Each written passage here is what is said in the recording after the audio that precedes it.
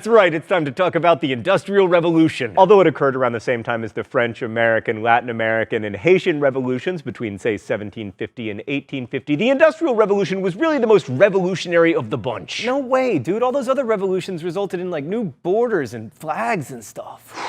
We've studied 15,000 years of history here at Crash Course Me from the past, and borders and flags have changed plenty, and they're going to keep changing. But in all that time, nothing much changed about the way we disposed of waste, or located drinking water, or acquired clothing. Most people lived on or very close to the land that provided their food. Except for a few exceptions, life expectancy never rose above 35 or below 25. Education was a privilege, not a right. In all those millennia, we never developed a weapon that could kill more than a couple dozen people at once, or a way to travel faster than horseback? For 15,000 years, most humans never owned or used a single item made outside of their communities. Simón Bolívar didn't change that, and neither did the American Declaration of Independence. You have electricity? Industrial Revolution. Blueberries in February? Industrial Revolution. You live somewhere other than a farm? Industrial Revolution. You drive a car? Industrial Revolution. You get 12 years of free formal education? Industrial Revolution. Your bed.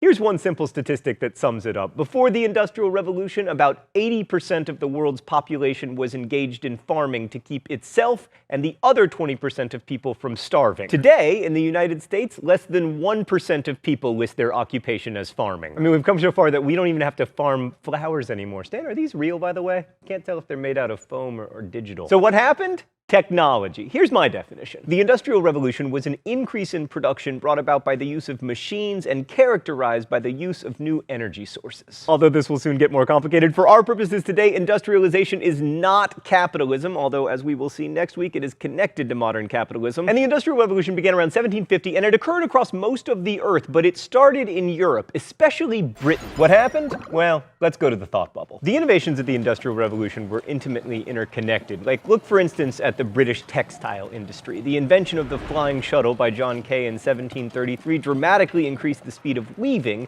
which in turn created demand for yarn, which led to inventions like the spinning jenny and the water frame. Soon these processes were mechanized using water power until the steam engine came along to make flying shuttles really fly in these huge cotton mills. The most successful steam engine was built by Thomas, they didn't name anything after me, Newcomen, to clear water out of mines, and because water was cleared out of those mines, there was more coal to power more steam engines, which eventually led to the fancying up of the Newcomen steam engine by James I got a unit of power and a university named after me Watt, whose engine made possible not only railroads and steamboats, but also ever more efficient cotton mills. And for the first time, chemicals other than stale urine, I wish I was kidding, were being used to bleach the cloth that people wore. The first of which was sulfuric acid, which was created in large quantities only thanks to lead-lined chambers, which would have been impossible without lead production rising dramatically right around 1750 in Britain, thanks to lead foundries powered by coal. And all these factors came together to make more yarn that could be spun and bleached faster and cheaper than ever before, a process that would eventually culminate in $18 Crash Course Mongol shirts, available now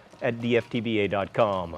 Thanks, Thought Bubble, for that shameless promotion of our beautiful, high-quality t-shirts, available now at dftba.com. So the problem here is that with industrialization being so deeply interconnected, it's really difficult to figure out why it happened in Europe, especially Britain. And that question of why turns out to be one of the most contentious discussions in world history today. For instance, here are some Eurocentric reasons why industrialization might have happened first in Europe. There's the cultural superiority argument that basically holds that Europeans are just better and smarter than other people. Sometimes this is formulated as Europeans possessing superior rationality. By the way, you'll never guess where the people who make this argument tend to come from, unless you guess that they come from Europe. And then others argue that only Europe had the culture of science and invention that made the creation of these revolutionary technologies possible. Another argument is that freer political institutions encouraged innovation, and strong property rights created incentives for inventors. And finally, people often cite Europe's small population, because small populations require labor-saving inventions. Oh, it's time for the open letter? An open letter to the steam engine. But first, let's see what's in the secret compartment today. Oh, it's a TARDIS, truly the apex of British industrialization. Dear steam engine, you know what's crazy? You've never really been improved upon. Like this thing, which facilitates time travel, probably runs on a steam engine. Almost all electricity around the world, whether it's from coal or nuclear power, it's just a steam engine. It's all still just water and heat, and it speaks to how truly revolutionary the Industrial Revolution was, that since then, It's really just been evolution.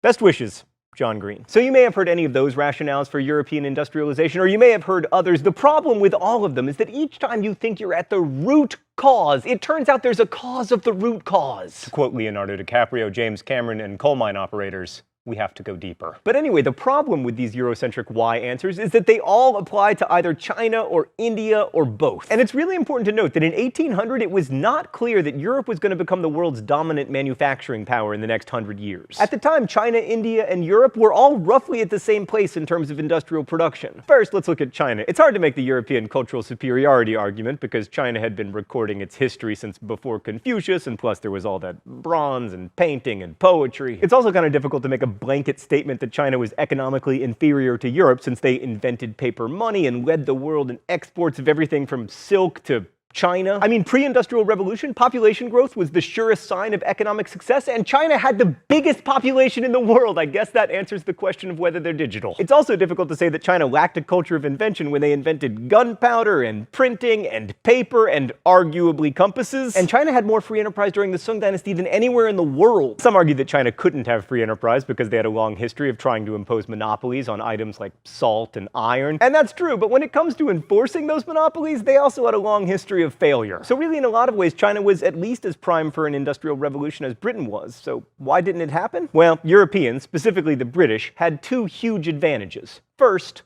coal. When you trace the story of improved transportation or communication or industrial efficiency or better chemical manufacturing, it always comes back to coal, because the Industrial Revolution was all about using different forms of energy to automate production. And England had large supplies of coal that were near the surface, which meant that it was cheap to mine, so it quickly replaced wood for heating and cooking and stuff. So that encouraged the British to look for more coal. The only problem with coal mining, aside from it being, like deadly and everything, is that the coal mines flooded all the time. I guess coal mining is also a little problematic for the health of the planet. But because there was all this incentive to get more coal out of the ground, steam engines were invented to pump water out of the mines. And because those early steam engines were super inefficient, they needed a cheap and abundant source of fuel in order to work, namely coal, which meant they were much more useful to the British than anyone else. So steam engines used cheap British coal to keep British coal cheap, and cheap British coal created the opportunity for everything from railroads to steel, which, like so much else in the Industrial Revolution, created a positive feedback loop. Because they run on rails, railroads need steel, and because it is rather heavy, steel needs railroads. Secondly, there were wages. Britain, and to a lesser extent the Low Countries, had the highest wages in the world at the beginning of the 18th century. In 1725, wages in London were the equivalent of 11 grams of silver per day. In Amsterdam, they were 9 grams. In Beijing, Venice, and Florence, they were under 4. And in Delhi, they were under 2. It's not totally clear why wages were so high in Britain. One argument is that the Black Death lowered population so much that it tightened labor markets, but that doesn't explain why wages remained low in, plague-ravaged Italy. Mainly, high wages combined with cheap fuel costs meant that it was economically efficient for manufacturers to look to machines as a way of lowering their production costs. To quote the historian Robert Allen, wages were high and energy was cheap. These prices led directly to the Industrial Revolution by giving firms strong incentives to invent technologies that substituted capital and coal for labor. Stan, I'm a little worried that people are still going to accuse me of Eurocentrism. Of course, other people will accuse me of an anti-European bias. I don't have a bias against Europe. I love Europe. Europe gave me many of my favorite cheeses and cross-country skiing and Charlie Chaplin, who inspired today's Danica drawing. The fact of coal being near the surface in Britain can't be chalked up to British cultural superiority. But the wages question is a little different because it makes it sound like only Europeans were smart enough to pay high wages. But here's one last thing to consider. India was the world's largest producer of cotton textiles, despite paying basically the lowest wages in the world. Indian agriculture was so productive that laborers could be supported at a very low cost. And that, coupled with a large population, meant that Indian textile manufacturing could be very productive without using machines, so they didn't need to industrialize. But more importantly, from our perspective, there's a strong argument to be made that Indian cotton production helped spur British industrialization. It was cotton textiles that drove the early Industrial Revolution, and the main reason that Britain was so eager to produce cottons was that demand was incredibly high. They were more comfortable than woolens, but they were also cheaper because cottons could be imported from India at such a low cost. So Indian cottons created the market, and then British manufacturers invested in machines and imported Indian know-how to increase production so that they could compete with India. And that's at least one way in which European industrialization was truly a world phenomenon. For those